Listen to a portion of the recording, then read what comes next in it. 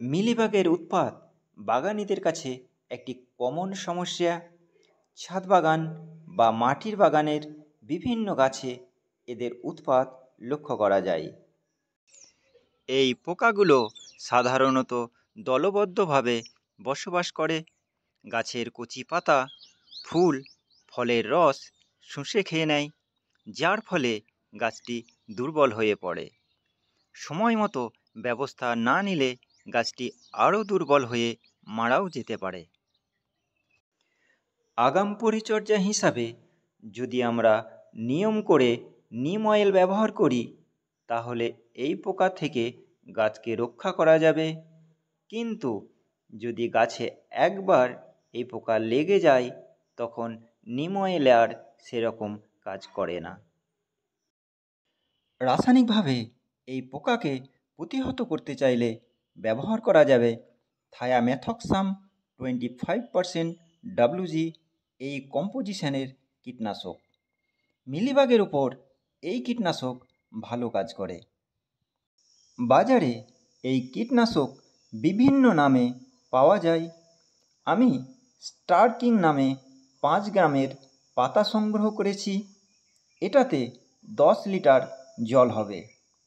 এর সঙ্গে ব্যবহার করতে হবে স্প্রেডার লিটারে 0.25 ml হারে।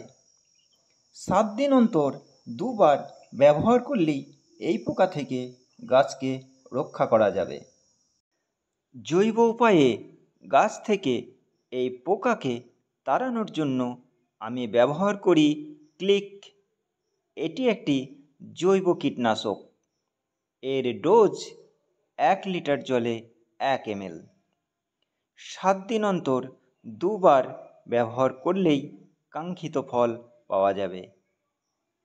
এই গাছে আমি একবার ক্লিক ব্যবহার করেছি। দেখুন, বেশিরভাগ পোকাই গাছ থেকে পড়ে গেছে।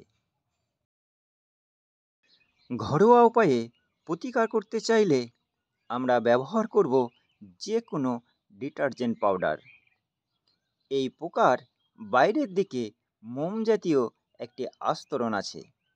সেই আস্তরণটা যদি নষ্ট করা যায় তাহলেই পোকাটা মারা যাবে। ডিটারজেন্ট দ্বারা এই মোম জাতীয় পদার্থকে সরানো যায়।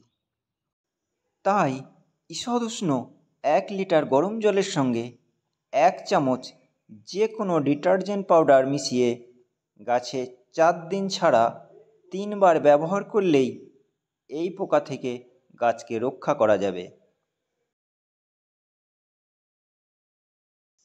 2 বার কীটনাশক ব্যবহার করার পর গাছে আর কোনো মিলিবাগ নেই। গাছ একেবারে পরিষ্কার হয়ে গেছে।